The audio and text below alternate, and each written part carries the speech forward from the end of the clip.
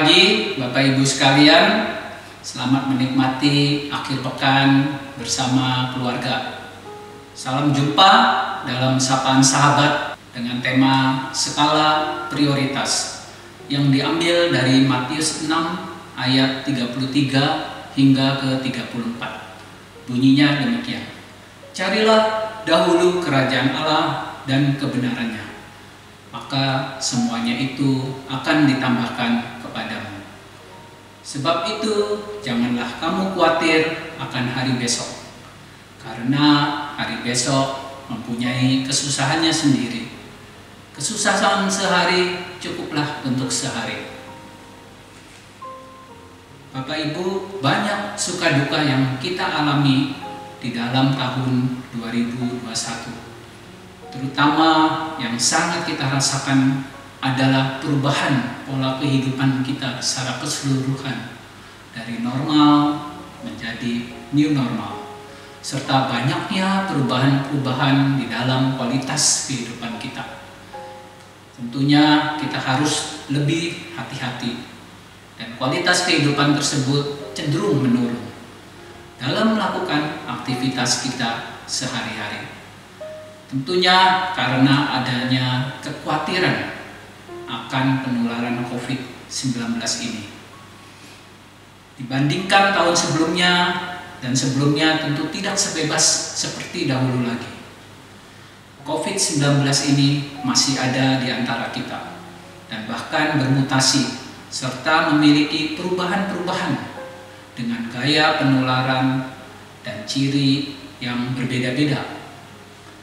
Satu hal yang tidak mudah kita lupakan adalah rasa duka cita kita ketika kita kehilangan rekan atau saudara kita yang terdekat yang terpapar COVID-19 yang lalu. Di samping itu, adanya perubahan ruang gerak kita yang semakin sempit dalam kita melakukan sosialisasi sebagai makhluk Tuhan. Sulitnya berinteraksi bagi para pebisnis untuk bertemu dengan calon pelanggan. Dampak keuangan global dari COVID ini mengakibatkan kita sebagai pemilik bisnis atau pekerja menjadi pusing, karena tentunya mengalami banyak kesulitan di dalam kita mencari pendapatan serta tanggung jawab kita di dalam memenuhi kebutuhan untuk keluarga kita. Bahkan banyak hal rekan-rekan kita juga mengalami tergerusnya iman dan kepercayaan karena banyaknya kendala atau halangan yang membuat kita frustasi dan putus asa atau bahkan gagal di dalam menjalani kehidupan kita. Lalu bagaimana dengan Bapak Ibu sekalian? Apakah kondisi yang sedang kita alami saat ini pun mengakibatkan tergerusnya iman dan kepercayaan kita? Atau mungkin kita sangat kecewa mengapa pandemi yang menyulitkan ini menjadi bagian kehidupan kita saat ini? Akankah kita dapat bertahan terus di dalam dunia pekerjaan kita saat ini? Jika kita sama-sama memiliki kekhawatiran, lalu apa yang membedakan murid-murid Tuhan Yesus atau kita dengan orang yang tidak percaya di dalam mengelola dan menjawab kekhawatiran itu? Tidak mudah memang menjalankan firman Tuhan seperti yang diamanatkan di dalam Matius 6 ini. Namun memang benar Bapak Ibu, dalam kita menjalankan kehidupan kita ini, kita juga harus memiliki pegangan yang sangat berharga. Kebutuhan yang satu terpenuhi, akan ada lagi kebutuhan lain, sehingga kebutuhan tersebut tidak ada habisnya. Tuhan Yesus mengingatkan kita agar kita jangan khawatir tentang hari besok, karena mereka punya kesusahannya masing-masing.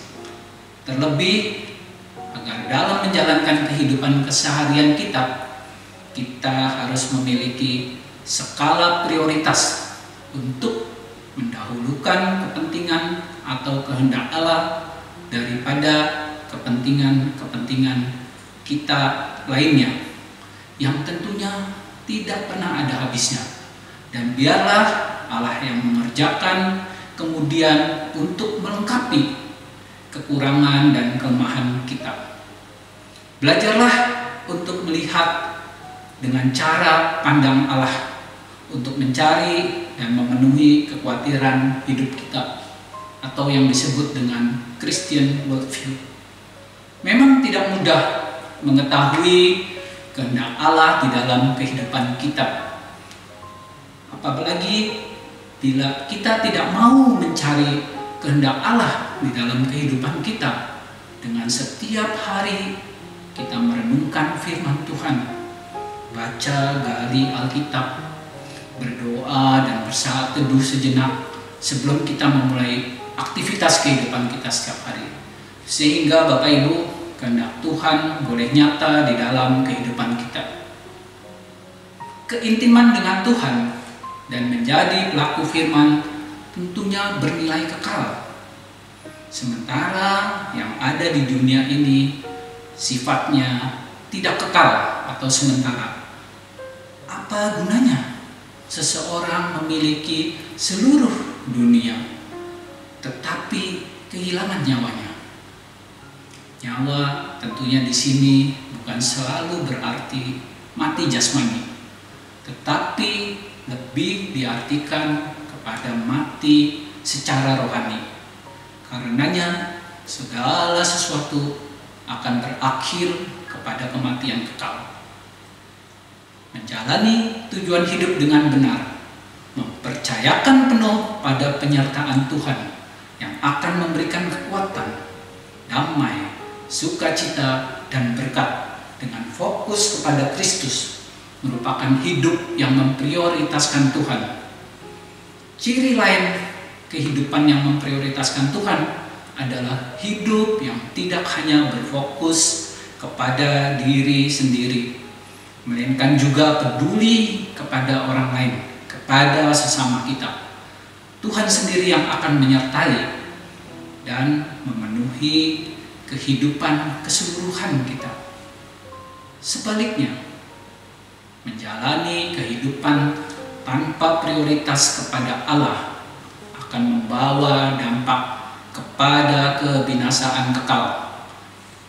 Jangan sampai kita nampak baik-baik saja, terlihat sukses dalam berkarir.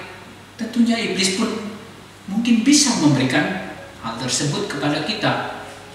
Tapi suatu waktu kita baru menyadari di hadapan Tuhan bahwa di dalam menjalani kehidupan kita, kita hidup jauh dari kebenaran firman Tuhan. Dan waktu yang Tuhan berikan sudah telat untuk kita evaluasi di dalam kehidupan kita. Marilah kita mengevaluasi diri kita kembali dengan mengingatkan skala prioritas hidup kita saat ini. Lalu kita berdoa dan berharap agar Tuhan sendiri dengan pertolongan Roh Kudus memampukan kita dan memberikan kekuatan untuk hidup di hadirat Tuhan dengan baik dan benar. Selamat berakhir pekan Bapak Ibu. Tuhan memberkati kita semua.